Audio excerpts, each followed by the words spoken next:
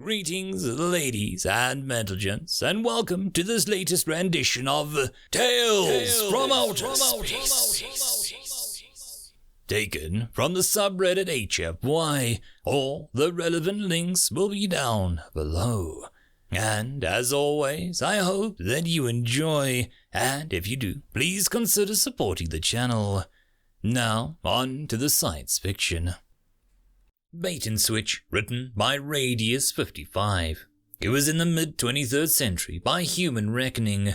Over a century had passed since the Terrans' first contact, and humanity had adapted well to the fact that they were, in fact, dozens of species in the galaxy. Since that fateful day when the crew of the USS Dawn had woken up from their 18-year sleep on their journey to Proxima Centauri to find the small Neuridiac outpost waiting for them, humanity had mastered FTL travel, mass nanotechnological manufacturing, industrial-scale antimatter production, inertialess drives, and a dozen other key technologies. And they managed to do so without any major power noticing that they had arrived on the scene.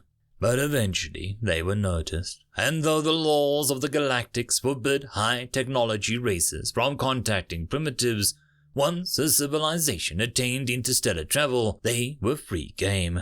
Those 100 years had not been wasted.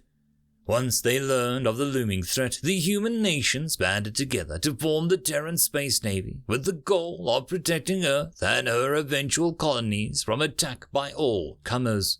Buildings programs were begun, R&D facilities were built and put into use, espionage rings were formed throughout known space.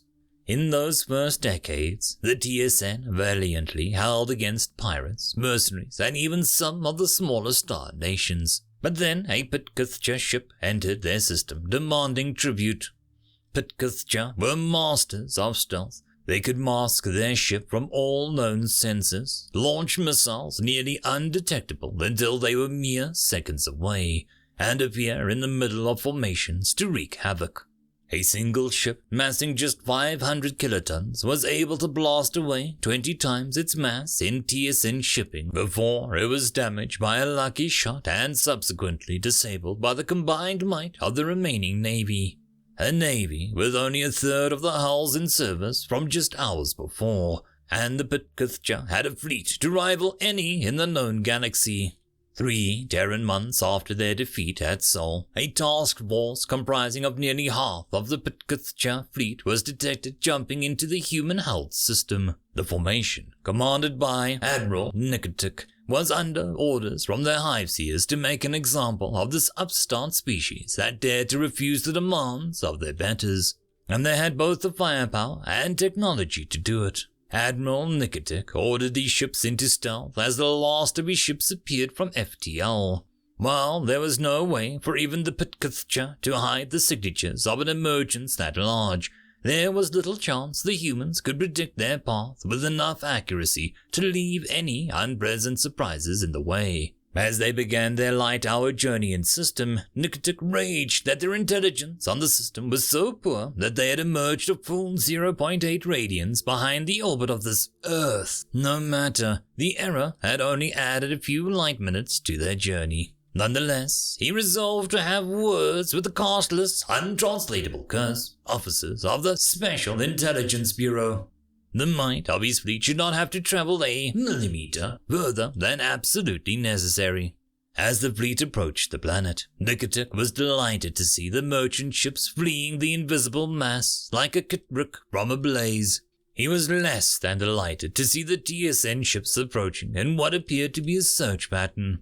Not because he was worried about being located, but because it meant that he would have to hunt them down later. Unfortunately, his orders stated that he was to glass the human cities on their home world before engaging any other forces outside of direct self-defense. A pity, really, he thought as they made their way through the screen. We could wipe them out this very second if those damned seers had an ounce of sense. 2 Terran hours later, the fleet silently nosed into high orbit over Sol 3.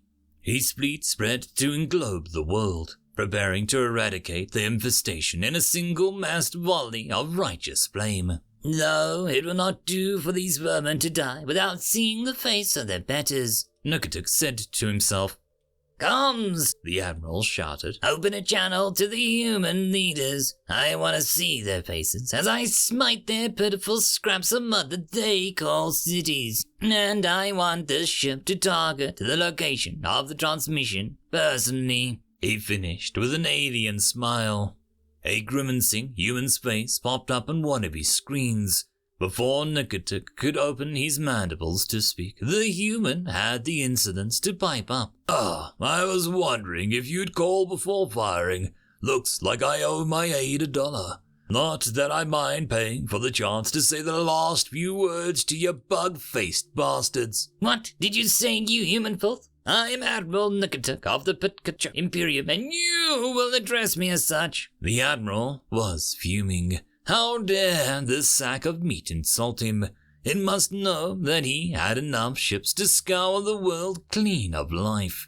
What insane creature would insult its own executioner with even a chance of parole? Well, hello there, Admiral Nukatuk of the Bitch Imperium. I am Commodore Page of the Terran Space Navy. Can't say that I'm pleased to make your acquaintance, but I don't think you'll be able to care much longer. No!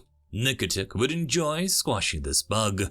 As he keyed up the firing sequence on his console, he responded to the human, more calmly with an undercurrent of pure hate. Your death will erase any displeasure this meeting may have caused me. The human on the screen made a sharp barking noise and then said, I'd figured you'd say that. It was then that the translator popped a message up explaining both the odd grimace and the noise. It was a, smile. And the bark was a sound of mirth. Nukatuk became even more confused as the human continued. Nah, I don't plan on dying for a few years yet. See, we humans have an old con. We call it the bait and switch. Well, here, the bait's easy. We knew that you were coming for Earth. Our spies sent us a copy of your orders a full 2 months ago. Nukatuk silently cursed. How had they managed to see those? But he stopped to listen as the human continued. The switch was a bit harder here, but that ship we managed to disable provided a fine plan. I've still got no clue how to see through those stealth shields of yours, but I do know exactly what your sensors are seeing right now. And as it turns out, with enough power, we can show you exactly what we want you to. And that is? Nukatuk asked. He was beginning to get a bad feeling about this human. Again came the barking sound of mirth. Oh, I think I'll show you instead. Seconds later, the planet in front of them disappeared, its signature apparently moving 6 light minutes further along the orbit. Nukatuk was surprised, but not so much that he lost his nerve. So you can cloak your planet, and so you can project a fake one. No matter, we know the general location of your world's orbit. We will find it, and your death will be slow and painful. I guarantee it. Oh, no, Page responded. That's Earth right over there. No need to hide anymore. But I'd look a little closer at the world you were just orbiting if I were you. As the Admiral's sensors got a better look at the void the fake planet left behind, he saw a number of small objects. A few satellites, no doubt there to project the illusion. The FTL communications relay that the never-to-be-sufficiently damned human was speaking to him through, and a station that his senses told him was projecting a gravity well. Now, in fact, a much larger gravity well than before. One that would make even the most desperate jump to FTL impossible. And, upon closer inspection, the station was bigger than it needed to be. Bigger by at least a few megatons. As he started to order his ships to flee at best speed, he saw Page put a pair of dark glasses on. But every con needs a payoff, and ours is the safety of Earth. It didn't take long for us to realize that while you gutted our fleet, the strategic antimatter reserve that they were fueled from was just sitting there. Now, if you'll excuse me, I need to go outside. In a few minutes, half the planet will be seeing your funeral pyre, and I wouldn't miss it for the world." The connection terminated, and Nikotik was left stunned. An instant later, the human strategic antimatter reserves detonated.